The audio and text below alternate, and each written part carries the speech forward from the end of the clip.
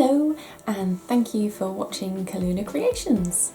I'm Heather and today we are going to be making one of these beauties.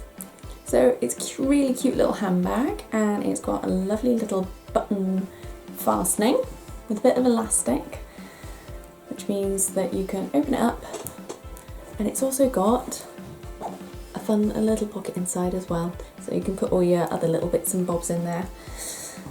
Now you don't have to have it with a button fastening, you can just have it as a loose flap if you're a bit scared about doing the button, or on this example I've got a bit of Velcro instead, so that's just as good. Also, you don't have to have the strap this length. If you prefer to have like a crossbody strap, all you need to do is just extend the handle length so that, oh, you can't really see that, it's more like this length. But when we get to the fabric measurements, I'll just talk you through what kind of length that you would like. So, all of these handbags that I make, I do actually pop on my website as well to raise a bit of money for charity. So if you decide actually you really love this handbag and you need it in your life, then I'll put a little link on there so that it'll take you over to my website and you can get it on there.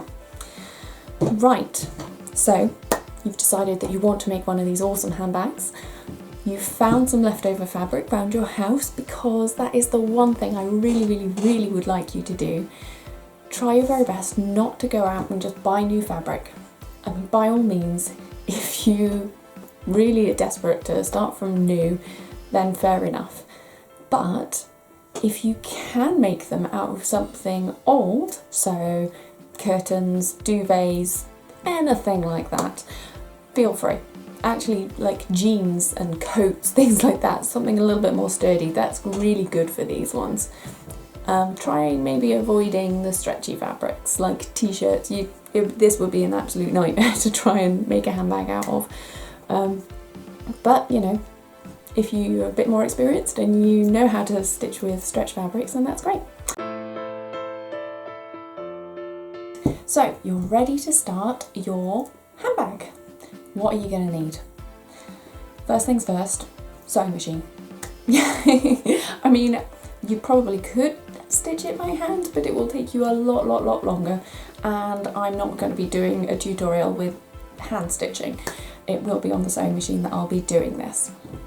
You will also need your ironing board and an iron, because although it's very tempting just to use your crinkled fabric, it means that, I mean, it will work. I have done it in the past when I've been in a super huge rush, but it does mean that it makes your life a little bit harder as you're trying to stitch the lining and the outside together, and also it just gives you a much less professional result. So you're better off just taking your time, ironing your fabric, making sure everything's beautiful and flat, so that when you come to sew it and cut it and everything, it all lines up nicely. You're also going to need some fabric for the outer, so I've chosen a stripy blue this time. A fabric for your inner, I've gone for a bright blue inner. You're going to need some interfacing. Now you can get some really great interfacing out there. You can get the lightweight and medium weight. You'll probably want a medium weight on this one. Don't worry if you don't have interfacing though, because once again, I'm all about recycling. So I'm actually going to be using some just scrap fabric that I've got, some just plain stuff that I'm probably never going to use for any other project. And I'm going to attach it using some Wonder Web. So if you're doing it my way, you're going to use some other old fabric that you're never going to use with a bit of Wonder Web. That works a treat. You're also going to need a button that goes well with your outer fabric. So I've chosen like a nice pale, that doesn't stand out very well, does it?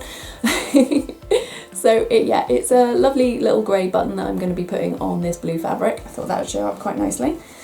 And also a tiny bit of elastic just to hold it in place. I'll talk you through all the measurements in a minute, don't worry. I find using these lovely little wonder clips. Are fantastic. I should try and hold up the box for you. So I just went on Amazon and just bought a shed load of random sizes, but I always used to use pins, and with exhibition fabric, which is the old stuff that I'm going to be using, it was really difficult to get your pins through. It's tough stuff. So these clips have been an absolute godsend. You're also going to be needing a needle, because I like to make the finishing touches really quite nice, like by threading all the spare threads back into the lining so that you don't actually see them. So yes, you'll be needing a needle, and I tend to use one of these little needle threaders too. What else? Always have spare bobbins. Always, because halfway through your project you will find it'll suddenly run out, and you're then having to unthread your machine and rethread it all up just because you need to make another bobbin. So if you've got a couple spare, just on hand, you just swap it over. It's great. Also, another thing that I find much easier, although it's a bit of an investment, would be a cutting mat and a rolly cutting knife thing. I can't remember what they're called now. Rollerblade, something like that. So yes, that will make your life a lot easier. It means that you can do nice straight edges and you can just hold down the fabric and cut away. I will be doing a nice little tutorial on how to cut fabric for those of you who are complete beginners and they actually want to know how on earth you do that. If you haven't got a cutting mat and you don't want to be going to buy one, which I totally understand, then you will need a pair of scissors. Well, you'll probably be needing a pair of scissors anyway, in fairness. So yeah, if you can get all those out to hand and then come back to the video and I will tell you all the different measurements that you're going to be needing. Right, so in terms of fabric, I have got 36 centimetres going this way and 22 centimetres going this way. And this is my outer fabric here. You'll need to cut the same amount of your lining fabric. So once again, 36 by 22.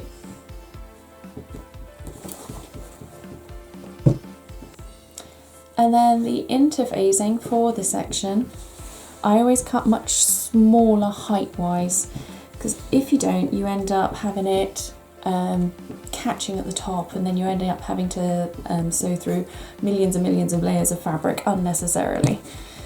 So the actual interfacing fabric I've done at 30 centimetres going this way, and then 22 this way. So it's the same width, I just haven't done it quite so high. Now for the internal pocket, I have gone for 14 centimetres this way by 11 centimetres this way.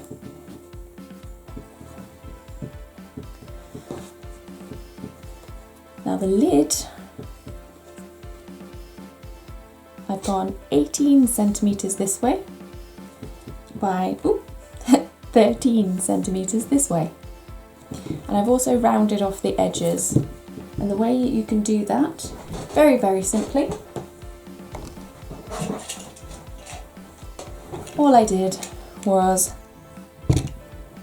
don't want to advertise now, pop a mug on there and chop around the edge. And then do the same on the other side.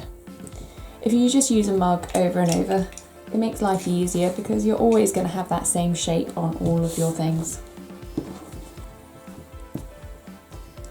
So you want the same measurements for the lining of your lid. So again, 18 by 13, and again, cut your corners, make them nice curve. So the interfacing for your lid is 16 centimetres this way by 11 centimetres this way.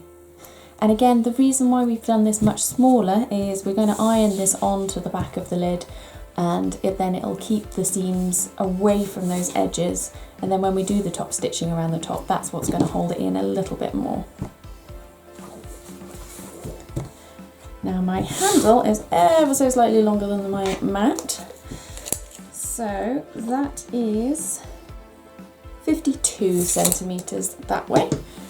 So 52 from end to end by 16 centimetres this way.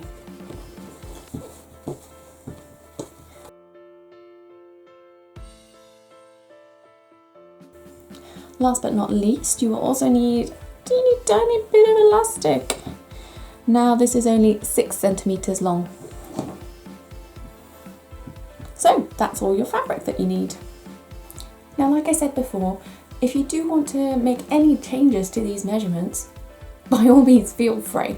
If you want to make it a much larger bag, because actually you're going to be putting a specific thing in there, or if you want to make it smaller, wouldn't recommend too much smaller, just because it'll make it very, very difficult to get it round your sewing machine when you're doing that final stitching for the lining to the outer. But yes, if you want to go bigger, feel free. Change any of these dimensions. As long as you keep the proportions about the same, then you will end up with a bag that looked like the original, so this one. If you want to make the flap a bit longer, let's say, so that it covers more of this bit, that's absolutely fine. All you need to do is just increase that 13 centimetres that we've got on ours.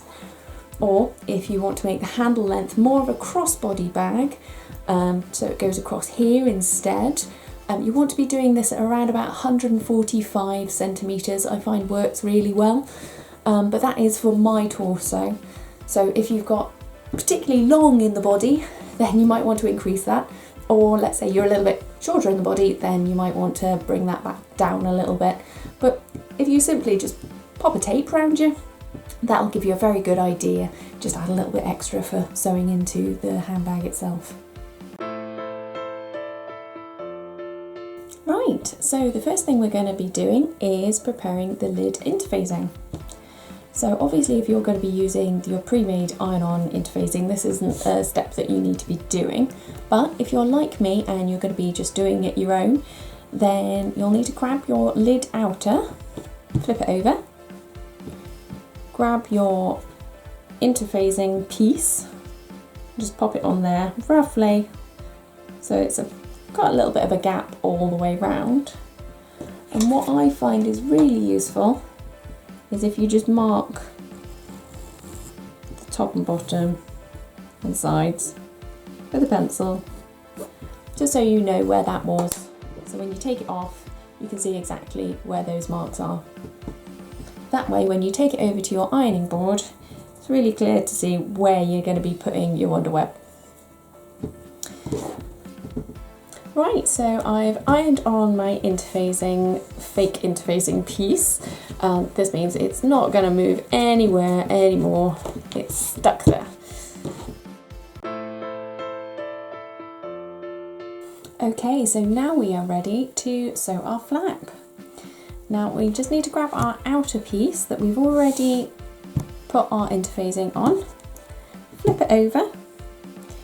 Now you can either use your cutting mat to work this out, because I've lined it up with 10 centimetres there. It's going up to 28. We know it was 18 centimetres. So we want the middle of it to be at 9 centimetres, which is here. I always tend to just put a little mark there, just in case it wiggles at any other stage, then we know that actually we want to put the elastic back here. So you get your piece of elastic,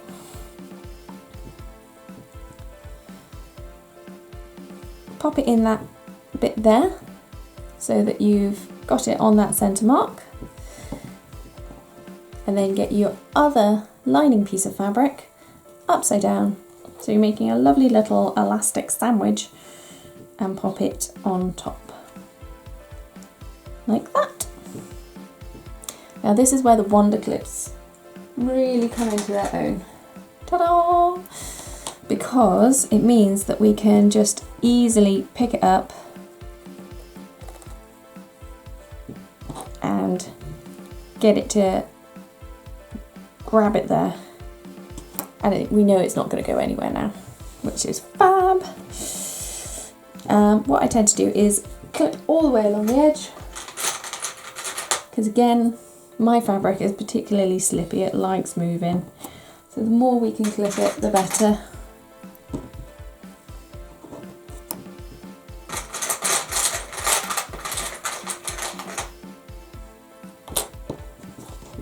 Like so. Now I'm going to be starting on this side, so I'll put the extra clip here. Lovely.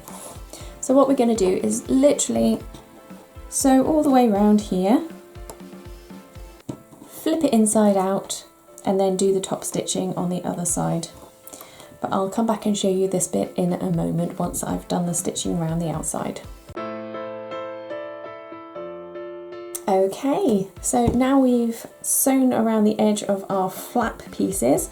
And as you can see, we've missed the interfacing, which is fantastic. That's what we wanted to do, so that when we turn it the other way out, it's not going to be in anybody's way, but it's also not going to wriggle anywhere. Now what you'll probably notice is just on this centerpiece here where we've put our elastic, I have gone forwards and backwards a few times just because we don't want that elastic kind of creeping out, so it just makes it a tiny bit more secure.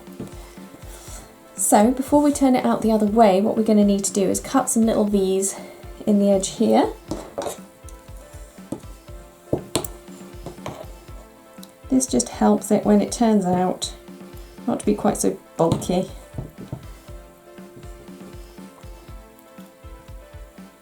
And don't go too close to your stitching, you don't want it cutting through now. Do the same on this side.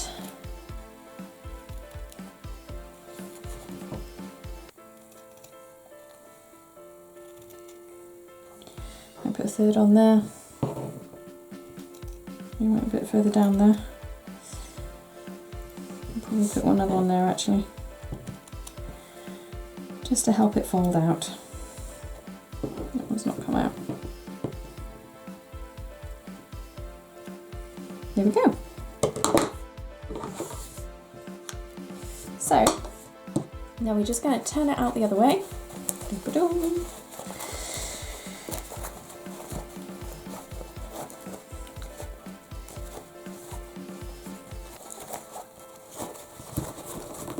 There we go. Et voila!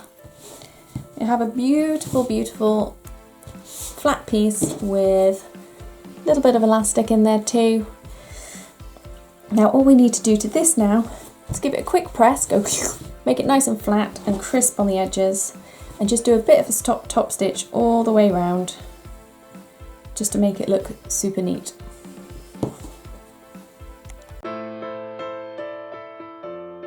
Now the next job is to prepare your pocket. Now I'm assuming that you want to put a pocket into your bag, just because it's just nice sometimes to have a extra bit inside your bag where you can put your keys or your phone or something like that. And the way we're going to do this is just by folding over 1 centimetre at the top, the bottom and both sides, and ironing those in place. And I will be back in a moment to show you what that looks like. Okay, so I have ironed all the creases that I need along all the edges. So it looks like this now. Now what we're going to do is just take this over to the sewing machine and put a line of top stitching along this top part of your pocket. Now it's totally up to you whether you feel confident enough to use a contrasting stitch colour, because this is going to be on show.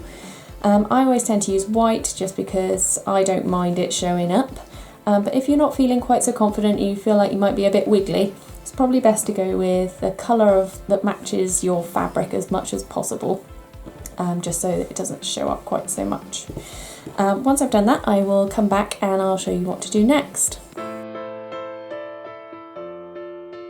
Okay, so I have done the top stitching on my pocket, Now what we need to do now, and one thing that is actually going to make your life a lot easier, is just cut these little corners off, just so that it makes it a lot easier to sew.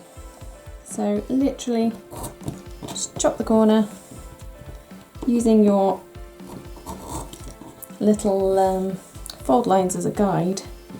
Don't go too close to the edge because we still want to be able to stitch it, but this just means you'll end up with a much neater product. By the way, all of these little bits that you're cutting off, just keep in a carrier bag or so, because at one point I will be doing a tutorial on doing a cushion. And surprisingly, all these little fabric offcuts that I've just been shoving to one side over here, they will all be going inside my cushion stuffing. Right, so now we need to decide where we're going to put our pocket onto our lining. So we've got our lining here, facing towards you, as in reverse side on the back. We've got our pocket again, put it the right side up. Now we don't want to be putting it too close to the bottom, because I'll just show you. If we fold this in half, this halfway line, we're going to actually be cutting a box out of here to make it into the boxy shape. So if we were to put this too close to the bottom, you're going to end up losing that.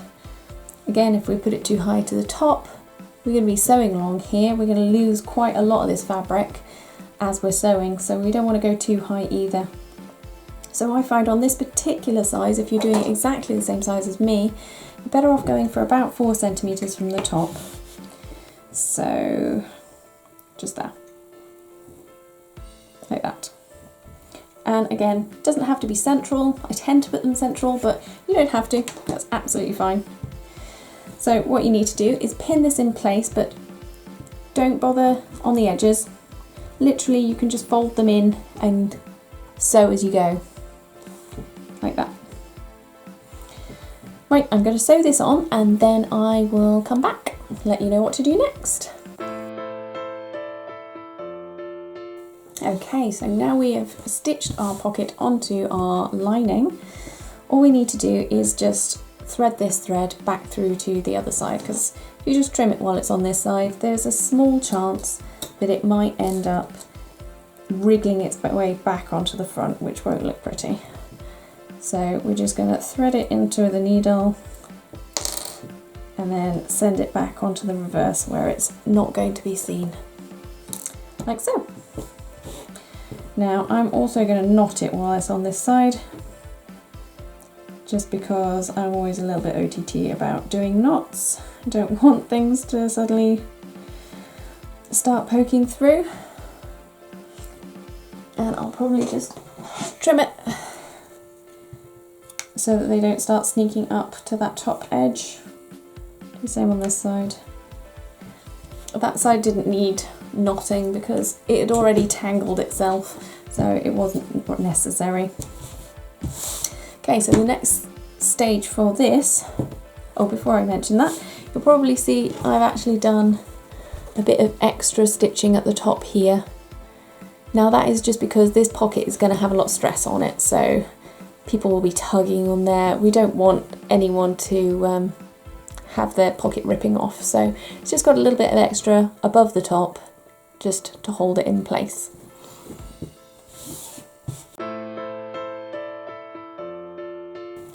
Right, so next we are going to do our handle. So here's our handle fabric, and essentially what we're going to do is fold it in half like that and iron it, and then once we've ironed it, fold it in half again this way and fold it in half again this way. Now I'm going to go and do that, and then I'll bring it back, and then hopefully that will all become nice and clear. Okay, so I've ironed the handle, and so this is basically what I meant. So I ironed it that way first, like that, so iron it in half, and then ironed it this way towards the crease, ironed it that way towards the crease, so when you fold it over you end up with a lovely strap that is 4 centimeters wide. Now you don't have to use fabric, by the way, for this. You can get cords that you can use, but again, I really love recycling fabric, so I've got a lot of this exhibition fabric, so I'm going to make my handles also out of this stuff.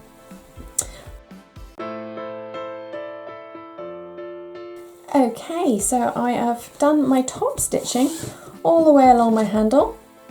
So as you can see, literally just taking it a presser foot width along the outside on the front, both sides, just to hold this little seam shut so that we know that it's going to stay nice like this. Also stuck on my shorter interfacing piece onto the outer part of our fabric too.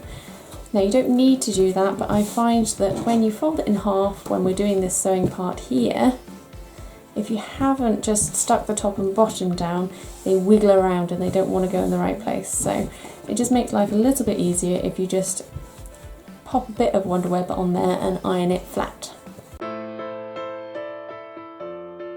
Okay, so now we are ready to sew on our button. Now if you're going to be hand sewing it, you don't have to be doing this part now, but because we're going to be doing the button on a sewing machine, it makes life a lot easier if we can do it whilst it's flat. So if you're doing the measurements exactly like I have and your bag is 22 centimeters wide, you need to measure in roughly 11 centimeters to give you your center point. So obviously if you've made it wider, you need to just do the calculation to find that halfway point, and then measure in 9 centimeters down from the top, which is there. And just put a little cross there, just so that you know that is exactly where you want to be sewing on your button. Now if you have decided to make the whole bag bigger this way, you're probably better off sewing it on at the last stage, doing it by hand, just because I'm not quite sure where it would go if you didn't. Great, so I'm going to go across to the sewing machine and I'm going to show you exactly how you sew on a button using a sewing machine. Now because we're going to be sewing on the button using the sewing machine, I thought I'd just talk you through the foot that we're going to be using. Now most sewing machines have got this little adjustable lever that comes in on here, and that just means that it will let us sew on a shank onto our button. Now a shank just means that there'll be a little bit of a gap between the button and the fabric, so we can pop our elastic around it much easier. Now if you haven't got one of these on your machine, or you're going to be hand sewing it, don't panic. You can still sew it on, and what will just happen is your button will lie a little bit closer to the fabric, but you still will be able to slot the elastic behind it. It's not the end of the world. So yeah, the other thing you're needing to do is measure the distance between your buttons, or buttonhole, sorry. So most diagrams you see show them measuring from one hole, the middle of one hole to the middle of another. Now I always find that really tricky, so the way I always do it is actually go from the left of one hole, so let's bring it over a little bit, to the left of the other hole. That's essentially doing exactly the same measurement as if we went from the middle to the middle, but it's a lot easier to see. So we're going from left hole to left hole, and in this case it is 4 millimeters. So when we go onto our sewing machine, we know we need to set it to be 4 millimeters wide. Now because our button has got 4 holes rather than 2, what we're going to need to do is do these front ones first, then pull it forward a little bit, and then do the back too. Okay, so we're ready to sew on our button. Now I've already placed the button in place and making sure that the 2 front holes are in the right place on the guide.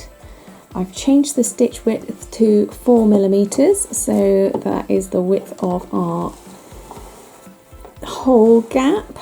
And I'm just feeding the fabric into the right place, Just having a quick look underneath, you can generally tell from the shadow roughly. So that's about the right place, I think. Now, what I also do is just using the hand wheel, just clock it in the one side and then the other, just to make sure it's definitely going to fit. And yes, yeah, it's definitely fitting, so that's great. So what we're going to do is just do this a few times so that we can get that nice and attached.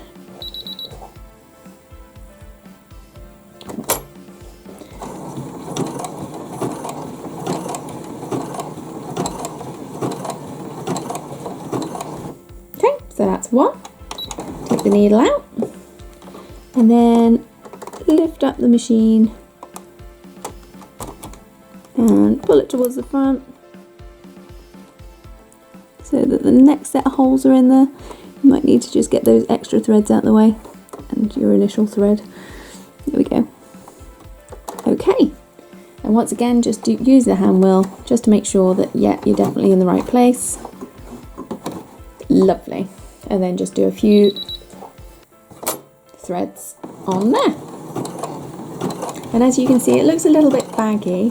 That is literally just because we want it to have that little bit of a shank so that we are able to get our elastic behind it. So there we go. That is one button on. We'll just need to lift and drag. There we go. And we're out. Now it's worth giving yourself quite a lot of extra on the top, just because we're going to be wrapping it around the underneath of the button, just so that this looks all neat and tidy over here. Okay, now here is our lovely button. Now I realise it looks a tiny bit messy just because we popped in that shank, but it will look much better in just one moment.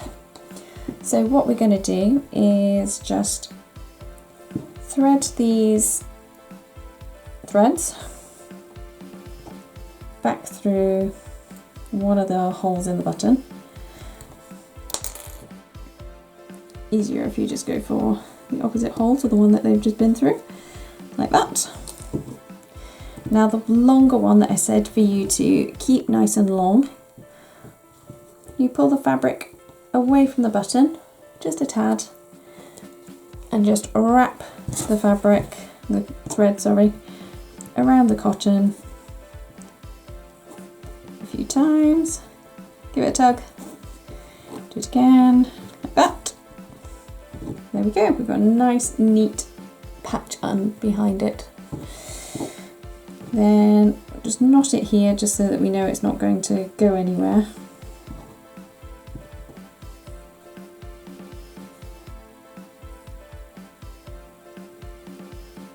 I say with great confidence, it doesn't want to knot. There we go. Okay. And then all we do, just to make it look nice and neat, again, just using your needle,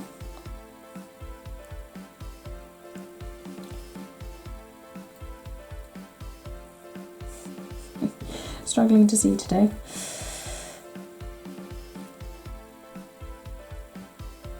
Pop it through.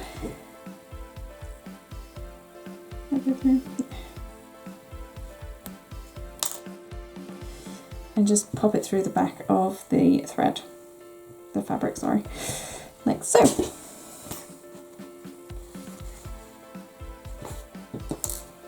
Now when you're on the back, what you need to do is just knot it again. Just so that you know it's not going to creep back onto that other side, because we don't want that to happen.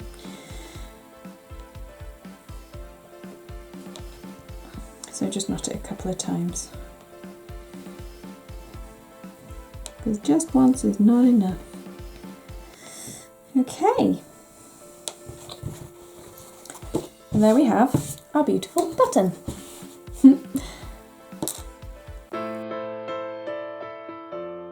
The next stage of this particular bit is just sewing up the sides. So I folded it so that it's right side against right side, like so. And all we're going to do is sew down this side and sew down this side, and then I'll bring it back. So we have our main bag here, and what we're going to do now, just to create that little bit more boxy shape, is just measure in 1.5 centimeters in from the bottom corner here, and same in this direction, but 1.5 in from this time the actual bottom of the fabric. So I'll give you a little bit of a close-up there in a minute. Same again on this side, 1.5 in from your stitching, and then 1.5 in from the bottom of the fabric. So you can see there just a little bit of a mark on both sides, just where we're going to be chopping it off. So you can either use your scissors or you can use your rolly blade, whatever it's called. I really ought to look that up. Now this, we are going to be chopping through 4 layers of fabric here, because we've got the outer part that's been folded in half. We've also got 4 layers of the interfacing. So, oh sorry, 2 layers of the interfacing. So don't be surprised if actually it is a bit of a pain to get through. So this one I'm going to be using my roller cutter.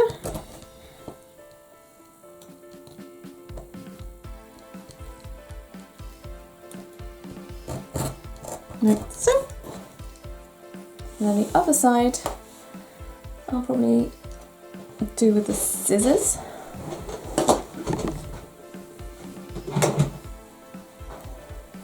Simply because it is a bit hard to get through, so actually for this particular process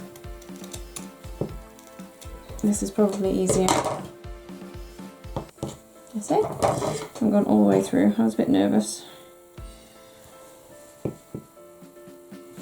There we go.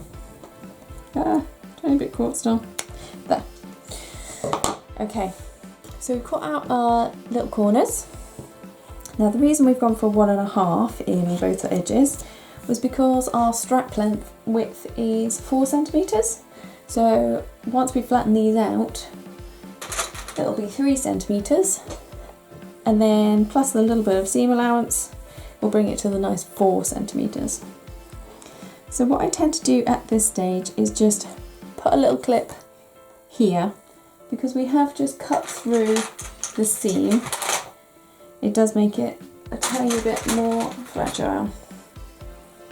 So just to make sure we don't accidentally start pulling at those seams, just put a clip on there. Now what we're going to do now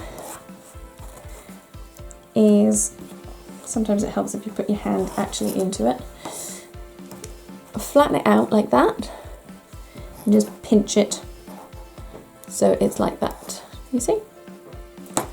Like that. Now what I tend to do is get another one of these clips and just go yum, to hold it really, really flat. We're going to do the same on the other side, so put your hand in, flatten it out, give it a pinch, and then just clip it shut. By doing that, it just means it's much, much easier when you put it on the machine. It's not trying to wiggle all over the place. You've already got it in the right place. And we also aren't going to run any risk of these seams being undone. Now, we need to go across to the sewing machine and we're going to sew across here. Same kind of seam allowance that we've been using on all of them, so just the side of the presser foot. And what you need to do is go forwards and backwards the whole length and forwards again. This will make sure that none of these seams start undoing, and also it protects the corners quite a bit too. So next stage for this bit is fold it in half, and we're going to sew up the edge of here and here, and then I'll bring it back once that's done.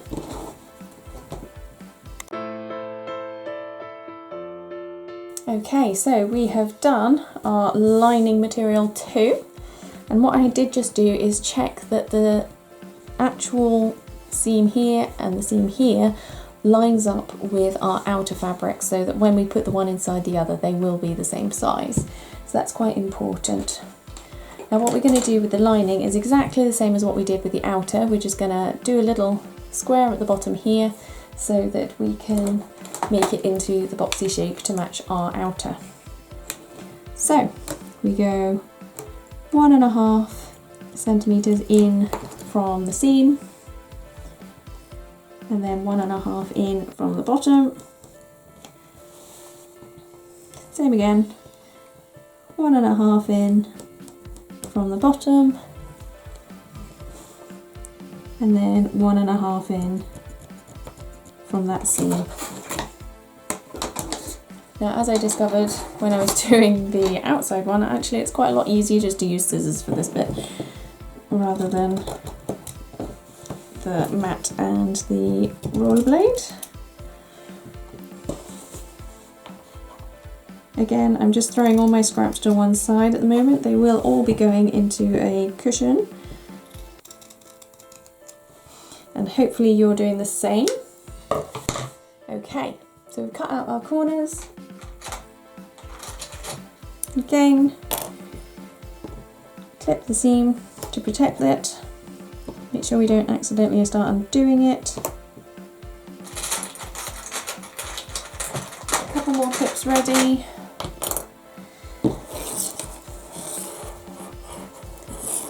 Pop your hand inside to flatten it out. Give it a pinch and clip it shut. Do the same on the other side. Flatten it out. Pinch it shut and clip it. Lovely. If none of that made any sense, then please just leave me a comment and I can do a little bit more in depth for you, but hopefully that did all just make sense.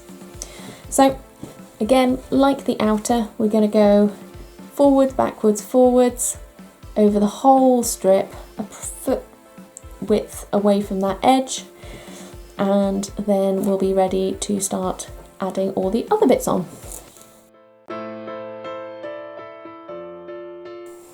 Okay, so we have sewn the corners of our bag now and made sure that they're nice and sturdy by going forwards and back millions of times, or just three will do.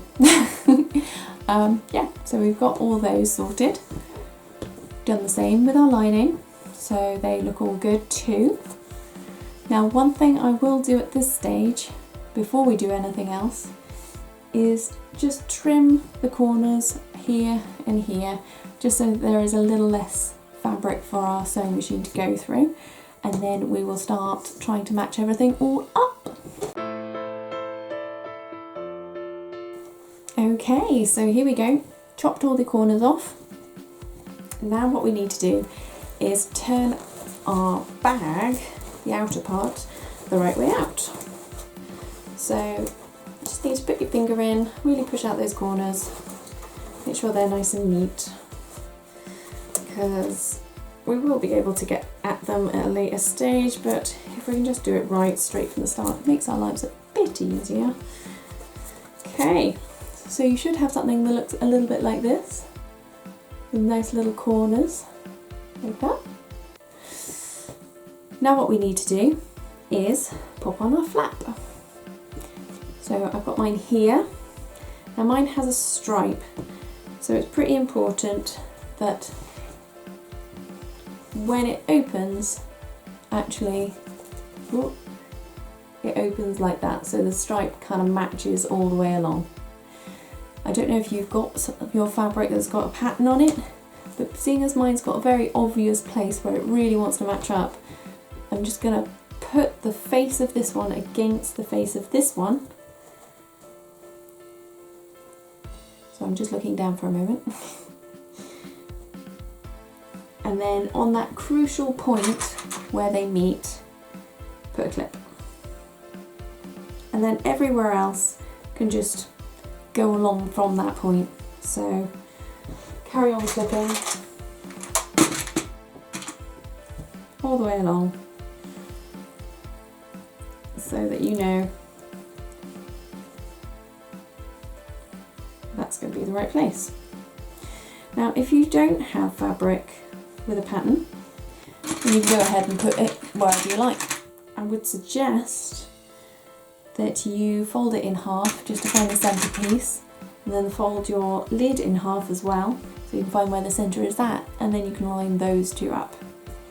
So what I've done there is just put a load of clips along the edge so that I end up with a nice matching line all the way down. So I'm going to sew that on, and then I'm going to come back and we'll sew on the handles as well, but I'll just quickly show you how you need to do that as well. Okay, so my flap is on and it all lines up fantastic. So what we need to do now is put on the handle. Now, same kind of idea that we did before, but one thing to keep in mind, where we've got that bit where it's got like a double edge as opposed to just the single fold, I would always face that towards the back. So if you have the single fold facing your button, if that's easier to understand. And what you need to do is just line it up with the side of your flap and clip it on. Simple as that. Then feed the strap underneath your bag so that you know it's all straight and flat and all the rest of it. And then you line up that side of your handle on that side and clip it on so that you've got it next to your flap on that side too. Now when you're sewing your handles on, you'll want to go forward and backwards a few times because this is where the weight of the bag is going to be having the most amount of stress. So make sure that you do stitch this on really, really well. Okay, so I'm going to stitch that on and then I'll be back to show you what to do next. Okay, so we've sewn our handles on. As you can see, I've stitched that within an inch of its life so that really isn't going to go anywhere. And take one look at it because look, it looks just like a handbag. But we're not quite finished yet. One or two more steps to go. What we want to do is have a lovely lining, don't we? So we've got it here. Now I always tend to put it so that the pocket is at the back. So what you need to do is put it in so that the flap is on the side that your pocket is on. So just literally put it like it is inside your lining. So your lining remains inside out and your outer is correct. So just slide that in. I shall show you. So this is your lining, it's inside out. There's your pocket. Here's your outer. There's your flap. And your flap, your handle, literally everything has gone inside here. Now give it a good push down because they won't want to. And what you need to do is line up as best as you can where the seams are from your lining and your seams are from your outer. That way, when you're sewing it, it'll hopefully will all match up and you shouldn't end up with too many like puckers or anything like that there. The one thing you do need to do though is make sure you leave a little gap so we can still turn it the right way out. So what I tend to do is start about an inch before your handle, then sew around all the way over your flap, over the other handle, and then about an inch further, and then forward back. And that way you've got a little gap in the middle that you can still pull the bag inside out again. So I'm going to go across and do that now. Oh, one thing to remember though, all of these stitches we've been doing with the seam, well, the raw edge of your fabric going down the side of the presser foot. Now with this one we want to go the next line over so that we're giving it a larger seam allowance. Now the reason for that is we don't want any of the stitching from our previous one, like along here, for our handles, for the flap, anything like that. We don't want that to show. So by adding that extra little bit of an allowance means that it'll hide all that. That'll all be within the lining, so that's great. So I shall go and do that and then I'll be back. Okay, so we're almost there. We've stitched around the top now. As you can see, there is just a tiny bit further down. That's our new layer of stitching all the way around, except for this lovely little gap that we've left here. So here's the fun bit. Pop your hand in that gap. So pop your hand in, grab as much as you can and pull it all out. So I can see a handle, and I can see, is that a lid? No, I think that's the lining, pulling out the lining. Can't be. No, that's the outside, we're good. And should have maybe made my hole a tiny bit bigger, but you know, where's the fun without a bit of struggle? Ooh, we're there. Okay, so there's my flap, my inside out, inside's a bit skew-iff at the minute. But if we pop it back inside the bag, the lining this is, there we go. Ta-da! Hopefully yours looks a lot like this, just in a different fabric. If not, I still want to see it anyway. It'd be quite funny. So what we need to do now, last stage, is we've still got a little hole. So what we need to do is press it shut using your iron. So make sure that you've got a nice, clean, crisp edge there that we can sew to. And then what we're going to do is literally, I tend to start just shy of where our opening is, so onto the sewn edge, and go all the way around. Can be really fiddly when we're going around these bits here. They will get in our way slightly, but just persevere, it's fine.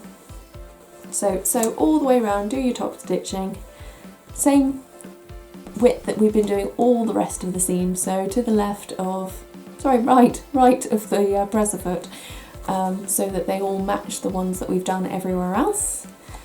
And then that should be the bag complete. But I'm just going to press all of it first, do the top stitching, and then I'll bring it back. We're almost there. So I've done my top stitching. Don't know why I'm holding it that way up. Done all my top stitching around the top. Now my machine really doesn't like going through exhibition fabric at the best of times, but when I've got 1, 2, 3, 4, 5, 6, 7, 8 layers of exhibition fabric, it really struggles. So I've had to do a couple of extra layers of top stitching there just to make sure that it's caught. But otherwise I'm really pleased, and hopefully you are too. Now the last thing that we need to do, because as you can see, we've got these dangly strings where we've started and finished our project. Now what we can easily do is pull them through to the inner side, knot them, and then just using a needle thread them into the lining itself, so that way you don't get any of the thread showing at all. So I'm just going to do that, and then we're done. Right, and that is us done. I'm hoping that you are just as pleased with your handbag as I am. I think it turned out really well. Now if you're in love with this particular handbag, it will be going for sale on my website, and then half of the price of that also goes to charity. So it is kind of guilt-free shopping. If there was any parts of the tutorial that you did actually struggle with and you need a little bit of extra, then please let me know in the comments and I'll try my best to go through them and do any extra bits that you might need. Also, if there is anything else that you'd quite like to make that I could actually work out for you, then please put them in the comments too. If you have enjoyed this video, then please like and subscribe, and then every time I send out a new video, then you'll get a little notification and hopefully it'll inspire you to try something else as well.